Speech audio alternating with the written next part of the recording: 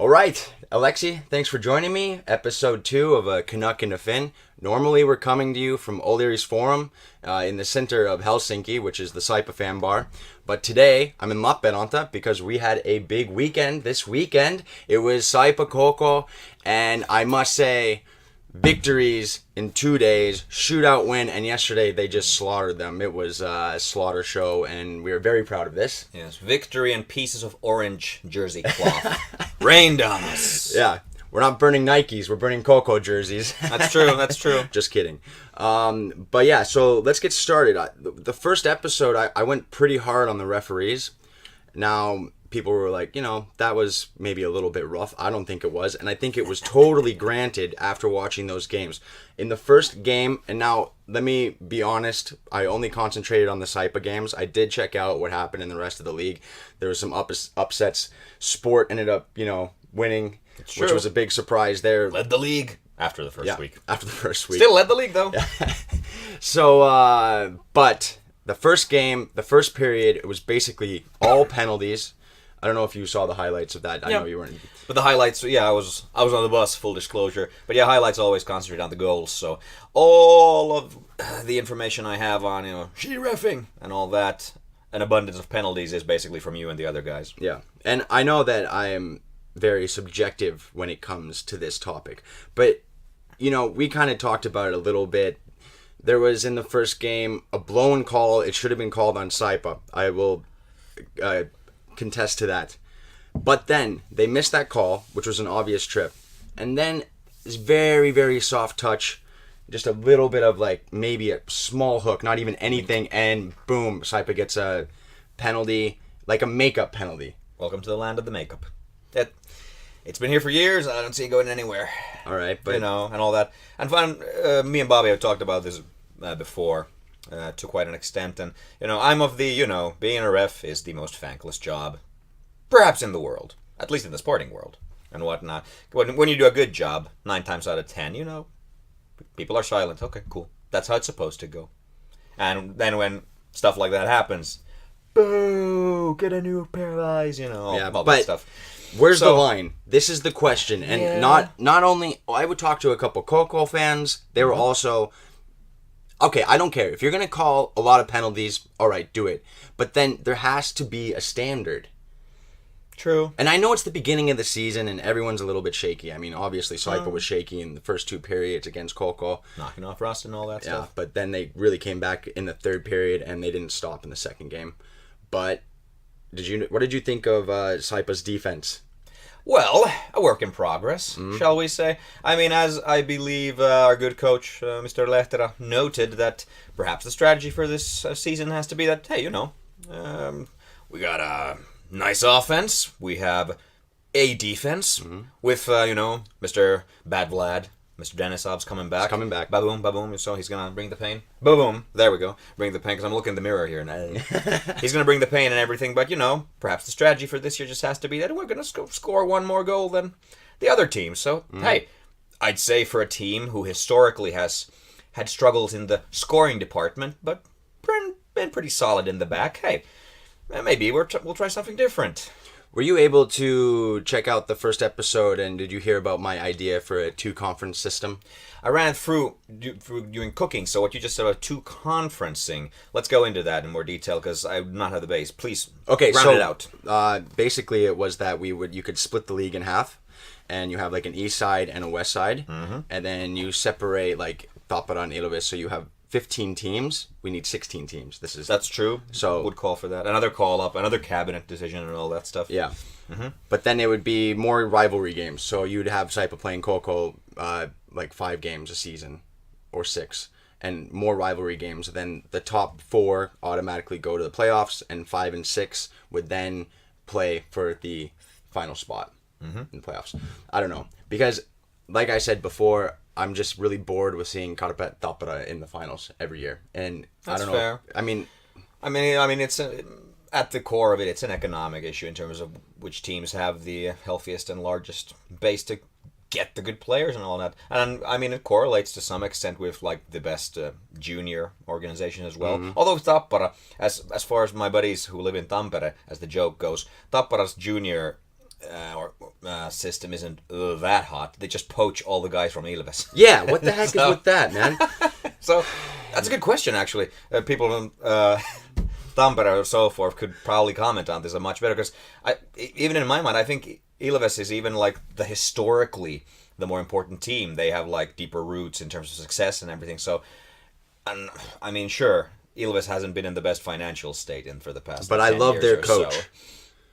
Fair play, but I think it's the current state that dictates so much of the image, the possibilities, and everything. And I guess that just takes the kids over to the Tappara. Okay, so now let's see. We got 2 games down in our belt. Mm-hmm. I'm already really hating on the referees.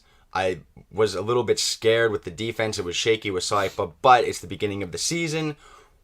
Can you take anything from this first weekend and make any sort of prediction on what will the future see in the next couple months in Liga? Is it going to be the same old story, same teams, or do you think that we're going to see a mix-up in the standings this year? Right now, I'd say the sample size is a bit small. Right. I mean, it's a tough question to ask this early in the season. That's true. So not anything that I could base on empirical evidence or anything. But if we're going by gut, I mean, Tappara took out on the chin in the very first week and so forth. Kärpät had a lot of upheaval in terms of their personnel. That's true. Which they do every at least 2 years, and then they just buy new ones. So and they steal from Saipa constantly. Fair enough, that's true. And then again, I mean, they also have a pretty good junior organization. So that's true. They got good youngins coming in and whatnot. So I think if anyone's unshakable from the perch and whatnot, I mean, unfortunately, from my personal experience, Kärpät will be among them. I mean, I'm truly enjoying the fact that Saipa right now has a 13-8 goal differential. Yeah. 13 made, 8 gone. Because I was very serious earlier when I said that, hey, maybe this year Saipa's going to try something new, that they will just score an arseload of goals. Yes. And, a lot's going to go in as well. But, hey, it's different.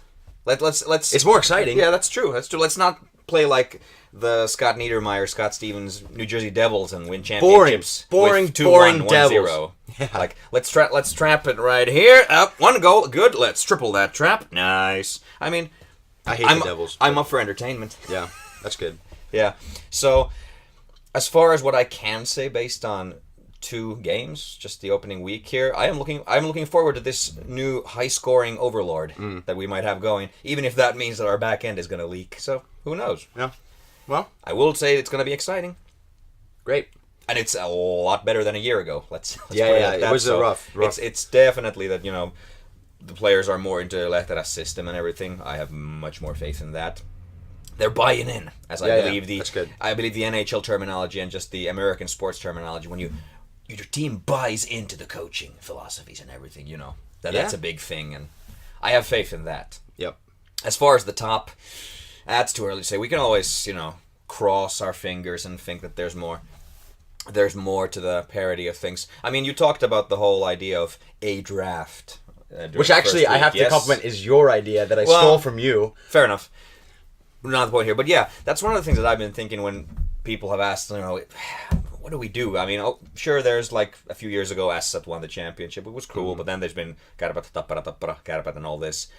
The idea of doing a draft, such as they do in the NHL, other of the big leagues, I mean, technically, I guess it would be possible as an idea. I think the big... again, I might be repeating things from the first week that I don't recall right now. No one watched it. Fair play. And now they are. That's true. But anyway, the thing I'm thinking of what the draft is built on, for example, in North America, that you have all these different college leagues, otherwise minor leagues where the young guys come from. Finland doesn't have college sports, for example. That's true. So all of the juniors, they come from the team-specific systems, right? The team-specific organizations. So the idea of having teams, pay for the schooling, the skill building, everything, the playing of these young guys, and then when they hit like 17 or 18, putting them all in a draft pool, openly available, what does that do to incentivize teams keeping junior organization as they are going? Right. If they're not going to get to have like first dibs of their players, so to speak. Of course, like I said, Tappara's been poaching the juniors from Ilves just because the juniors want to go there. That's fine. But if there was a draft, then those players might go, who knows, anywhere. I think it would be great. I mean, It would spread the talent around. It's true. The spreading of the talent would be nice. I mean, that's what the whole draft and salary cap and everything in North America was. Yeah, to create parity. You just made me think of something. We had a American guy with us this weekend, and he asked an interesting question. He said, "How many trades go on during the year in Liga?" And none. The teams do not trade. That's true. Why do you think that is? They sign the players at the end. Yeah, or true. even before the, remember the whole Dave Spina incident and Ryan Glenn incident. We remember. We don't forget. Anyway, I mean, I'm not completely 100% in recall about how the trade periods go, because, I mean, in the spring there's also this deadline. Yeah, deadline in March. date. Yeah, where you have to do trades if you are going to. But I've never seen one trade. Yeah, that's true. I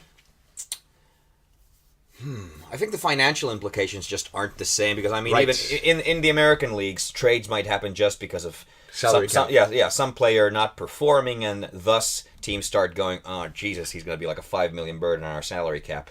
Could we maybe get rid of him now before no one wants him? Yeah.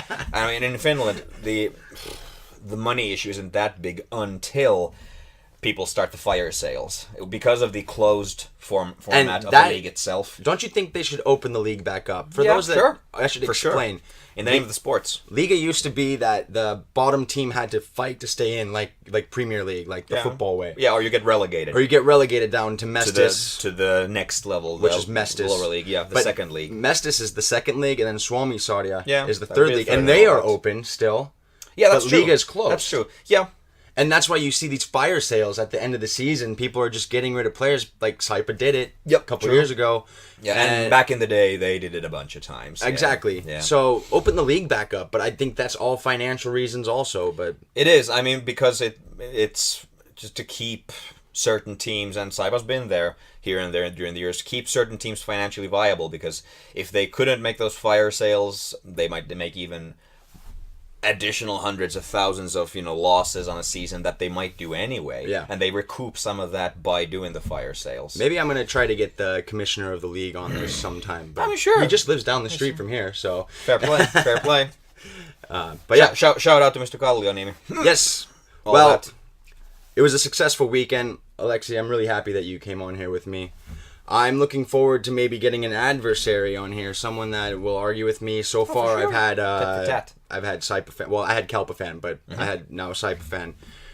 But yeah, thank you very much. I really appreciate it. The views. Keep on subscribing. Canuck and A Finn at gmail.com. You can contact me if you want to get on the podcast. Let's get some arguments going on here. It is a Canuck versus a Finn sometimes. We have some interesting guests coming up. I'm not going to say who, but some popular people. So keep watching, and I hope you enjoy it. Thanks again. And happy season start. Let's do this. Saipa. We are not worthy. We are not worthy.